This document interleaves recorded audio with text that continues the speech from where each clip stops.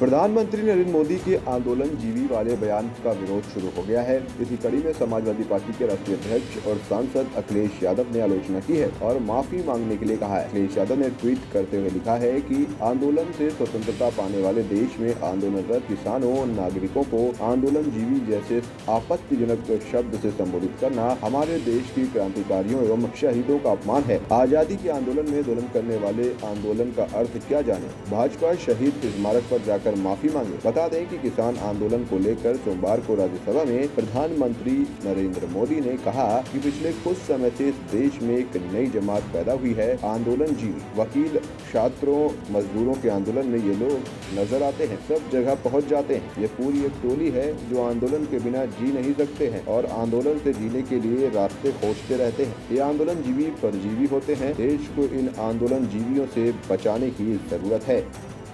कुछ शब्दों से बड़े परिचित है।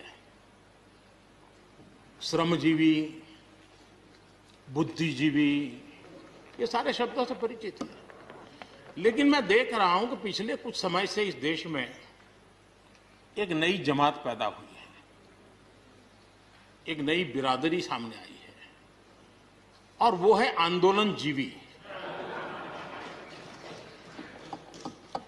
ये जमात आप देखोगे, वकीलों का आंदोलन है वो वहां नजर आएंगे, स्टूडेंट का आंदोलन है वो वहां नजर आएंगे, मजदूर का आंदोलन है वो वहां नजर आएंगे, कभी पर्दे के पीछे कभी पर्दे के आगे।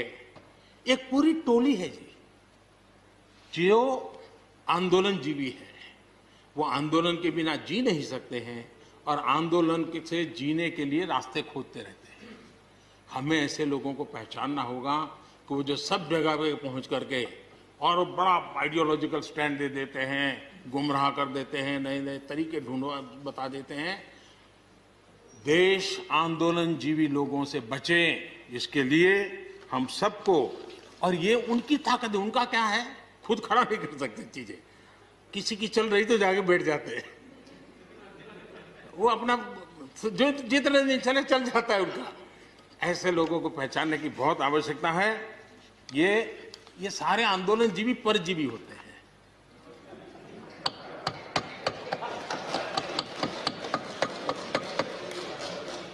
और यहां पर सब लोगों को मेरी बात से आनंद इसलिए होगा कि आप जहां जहां सरकारें चलाते होंगे, आपको भी ऐसे परजीवी आंदोलन जीवियों का अनुभव होता हो। और इसलिए उसी प्रकार से एक नया मैं चीज देख रहा हूं। देश प्रगति कर रहा है, हम एफडीआई की बात कर रहे हैं, फॉरेन डायरेक्ट इन्वेस्टमेंट। लेकिन मैं देख रहा हूं इन दिनों एक नया एफडीआई मैदान में आया है। ये नए एफडीआई से देश को बचाना है। एफडीआई चाहिए, फॉरेन डायरेक्ट इन्वेस्टमेंट। लेकिन ये जो नया एफडीआई नजर का आ रहा है, ये नए एफडीआई से जरूर बचना होगा। और ये नया एफडीआई है foreign direct destructive ideology, foreign destructive ideology. और इसलिए इस एफडीआई से देश को बचाने के लिए हमने और जागरूक रहने की जरूरत है। Report news plus.